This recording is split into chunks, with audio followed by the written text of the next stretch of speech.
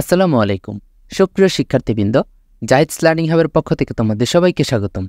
নবম শ্রেণীর শিল্প ও সংস্কৃতির শিখন অভিজ্ঞতা 2 তথা পৃথিবী অবাক তাকিয়ে রয় এই অংশ থেকে আমরা বার্ষিক পরীক্ষার চূড়ান্ত প্রস্তুতিমূলক কিছু গুরুত্বপূর্ণ প্রশ্ন নিয়ে আলোচনা করব।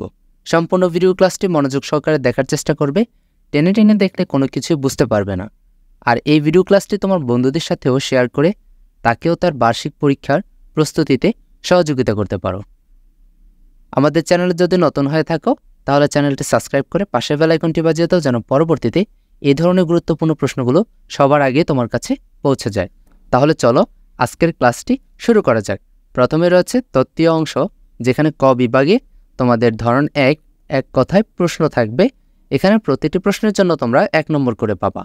এখান থেকে আমরা গুরুত্বপূর্ণ প্রশ্নগুলো তোমাদের মার্ক করে দেব, এগুলো তোমাদের বইতে মার্ক করে নিবা। আর হ্যাঁ, আমরা আজকের এই ক্লাসটিতে লেকচার গাইড বই থেকে তোমাদেরকে সাজেশন দেওয়ার চেষ্টা করব। প্রশ্ন 1, সরকারি চারুকলা ইনস্টিটিউট এর বর্তমান নাম কি?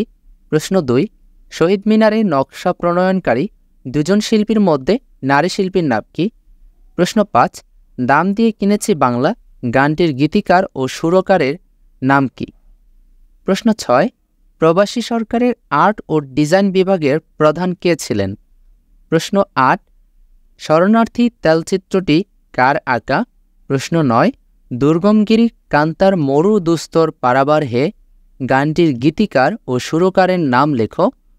প্রশ্ন 12, পলাশীর যুদ্ধ কত সালে সংঘটিত হয়? প্রশ্ন 13, 1970 সালের জলোচ্ছ্বাসে দুর্গত মানুষের সাহায্যের জন্য যে সঙ্গীত আয়োজন করা হয় তার নাম কি ছিল?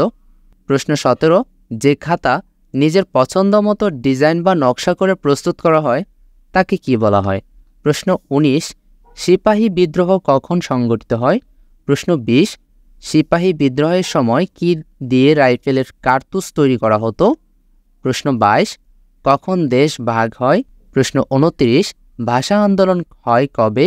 প্রশ্ন 30, যুক্তফ্রন্ট নির্বাচনে মোট আসন সংখ্যা ছিল কয়টি? প্রশ্ন 35, 1962 সালের কোন তারিখে শিক্ষা আন্দোলন সংঘটিত হয়? 45, কখন অপারেশন সার্চলাইট ঘটেছিল? প্রশ্ন 54, কে মুক্তিযোদ্ধা শীর্ষক চিত্রকর্মটি অঙ্কন করেন? প্রশ্ন 55, কার উপাধি শিল্পাচার্য? প্রশ্ন 60, কি নামে শিল্পী শফিউদ্দীন আহমেদকে ভূষিত করা হয়? প্রশ্ন 62, আমার ভাইয়ের রক্তে রাঙানো 21শে ফেব্রুয়ারি আমি কি ভুল দিতে পারি এই গানটি কে রচনা করেন? প্রশ্ন 64, কে বিক্ষুব্ধ শিল্পী সমাজ এর আহ্বায়ক ছিলেন?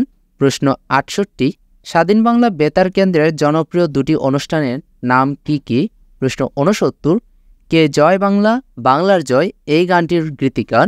প্রশ্ন 70, কে চরমপত্র সিরিজটির উপস্থাপক ছিলেন? প্রশ্ন 71, কবে স্বাধীন বাংলা বেতারকে বাংলাদেশ বেতার নামকরণ করা হয়? প্রশ্ন 73, সমর দাস কী হিসেবে সঙ্গীত জীবন শুরু করেন? প্রশ্ন 75, পূর্ব দিগন্তে সূর্য উঠেছে গানটি সুরকার কে ছিলেন?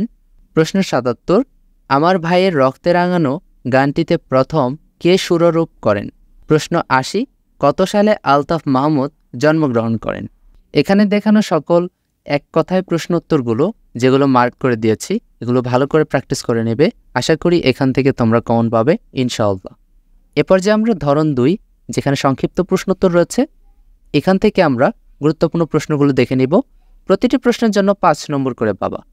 প্রশ্ন 1, মুক্তিযুদ্ধে প্রত্যক্ষ পরোক্ষভাবে অংশগ্রহণ করেছিলেন এমন একজন নৃত্যশিল্পীর অবদান লিখো। প্রশ্ন 3, ভাষা আন্দোলনকে কেন্দ্র করে সেই সময়ে রচিত গানগুলো সম্পর্কে লিখো। প্রশ্ন 4, শিল্পী শফিউদ্দীন আহমেদকে শিক্ষাগুরুর উপাধিতে কেন ভূষিত করা হয়েছিল? প্রশ্ন 6, মুক্তিযুদ্ধের কালজয়ী পোস্টারগুলোর নাম লিখো। প্রশ্ন 7, মুক্তিযুদ্ধে শিল্পী সমাজের ভূমিকা ব্যাখ্যা করো। প্রশ্ন 10, সাইমন ড্রিঙ্ক কে ছিলেন? প্রশ্ন 13, বাঙালিরা সংগ্রামী জাতি ব্যাখ্যা করো। প্রশ্ন 16, বিক্ষুব্ধ শিল্পী সমাজ সম্পর্কে ধারণা দাও। প্রশ্ন 17, অপারেশন সার্চলাইট সম্পর্কে সংক্ষেপে লেখো। প্রশ্ন 19, তমদ্দুন মজলিস কী ধরনের সংগঠন ব্যাখ্যা করো। এই প্রশ্নগুলো তোমরা গুরুত্ব সহকারে পড়ে নেবে, আর এখান থেকে কমন পাবে ইনশাআল্লাহ। এ পর্যায়ে ধরন 3, যেখানে তোমাদের ছবি দেখে লিখতে বলা হবে। এখানে আর্ট অ্যাপ্রিসিয়েশন অথবা ক্রিয়েটিভ রাইটিংয়ের জন্য তোমরা মোট নম্বর 10 করে পাবা। এখান থেকে 2 নম্বর ছবিটি মার্ক করে নেবা। ছবি দেখে লিখো আর্ট অ্যাপ্রিসিয়েশন অথবা ক্রিয়েটিভ রাইটিংয়ে, যেখানে ওপরের ছবি দেখে যা মনে হচ্ছে তা নিজের ভাষায় লিখো। উপরের ছবিতে ভাষা আন্দোলনের ছাত্র জনতার মিছিলে পুলিশের নির্বিচারে গুলিবর্ষণ করতে দেখা যাচ্ছে। এটি একটু গুরুত্বপূর্ণ প্রশ্ন, 3টা সংবলিত, গুরুত্ব সহকারে দেখে নিবা। 4 নম্বর প্রশ্নটাও এখান থেকে দেখে নিবা।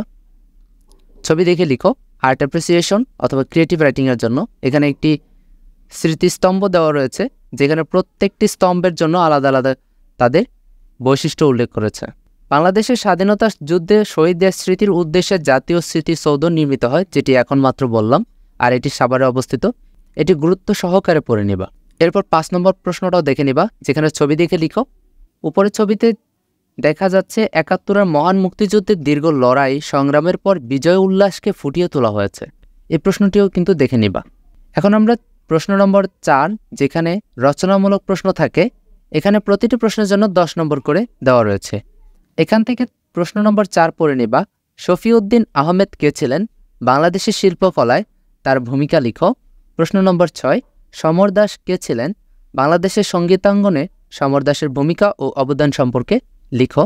প্রশ্ন নম্বর 8, স্বাধীনতা সংগ্রামে অভিনয়শিল্পী ও নৃত্যশিল্পীদের অবদান সম্পর্কে লিখো। প্রশ্ন নম্বর 9, মুক্তিযুদ্ধে বিদেশি বন্ধুদের অবদান সম্পর্কে লিখো। সর্বশেষ রয়েছে ব্যবহারিক অংশ, খ বিভাগ।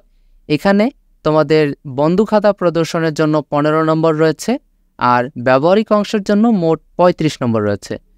15 নম্বর তোমাদের শ্রেণীতে বন্ধু খাতা যেটি রয়েছিল সেখান থেকে তোমরা পাওয়া যাবা, আর 20 নম্বর রয়েছে যে কোনো একটা কাজ অথবা কার্যক্রম করে দেখাতে বলেছে।